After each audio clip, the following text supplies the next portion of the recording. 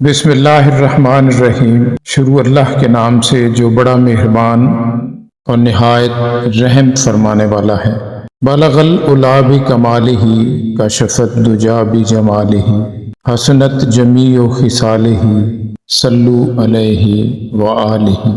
حضرت واصف علی واصف صاحب فرماتے ہیں، دعا کرو کہ ہم کم از کم اپنی زندگی پر تو راضی رہے۔ بس جو اپنی زندگی پر راضی ہو گیا وہی اللہ پر راضی ہو گیا، اور جو اللہ پر راضی ہوا اللہ اس پر راضی ہوا۔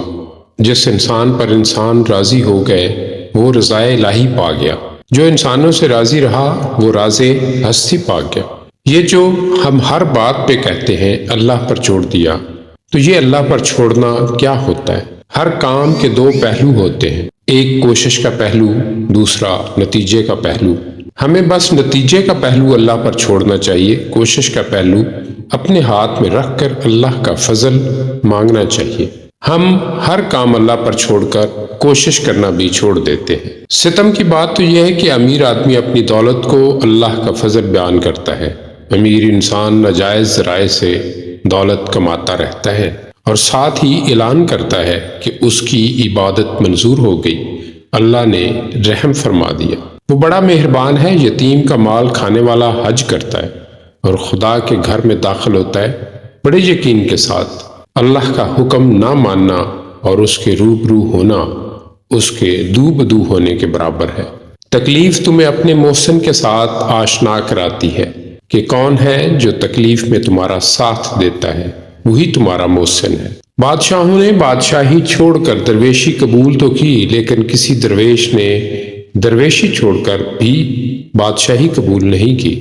گمانوں کا لشکر، یقین کا ثبات، الہی ہمیں عطا کر پھر سے کوئی صاحب یقین رہنما۔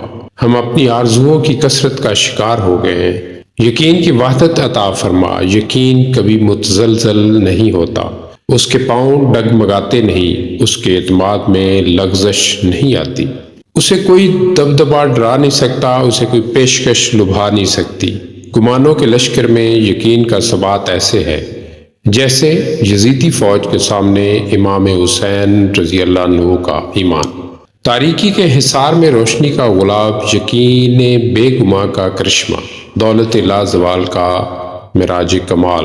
آج مذہب پر لائبریریاں بھری ہوئی ہیں اور انسان کا دل خالی ہے۔ مذہب علم نہیں عمل ہے، اور عمل کی انتہا یہ ہے کہ وہ انسان کامل صلی اللہ علیہ وآلہ وسلم جو سب میں افضل ہے، ان کی زندگی سب سے زیادہ سادہ، سب سے زیادہ غریب، اور یہی ہے سب سے زیادہ بلندی۔ اپنے کام اللہ کے سپرد کر دینے والے مطمئن رہتے ہیں، جو ہو سو ہو، سب ٹھیک۔ ان کا فیصلہ ہوتا ہے کہ جو ہوا اچھا تھا، جو ہو رہا ہے اچھا ہے، اور جو ہوگا اچھا ہوگا۔ فیض واصف: جو انسان اپنی ذات کے ساتھ مخلص نہیں، وہ دوسروں کے ساتھ کیا مخلص ہو۔ اس کو مخلص دوست ملیں گے جو خود دوستوں سے مخلص ہوگا۔ جھوٹے کے لیے یہ سماج جھوٹا اور سچے کے لیے سچا ہے۔ جو انسان اپنے ساتھ مخلص نہیں، وہ ضمیر کی آواز سے فرار حاصل کرنے کے لیے دنیاوی مشاغل میں خود کو مصروف کرتا جاتا ہے تاکہ اسے سکون اور راحت ملے۔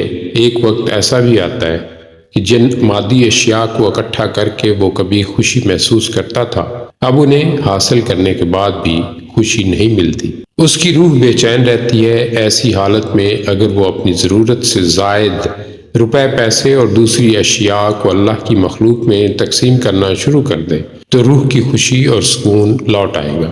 اللہ پاک ہمیں ان پر سچے دل سے عمل کرنے کی توفیق عطا فرمائے، آمین ثم آمین۔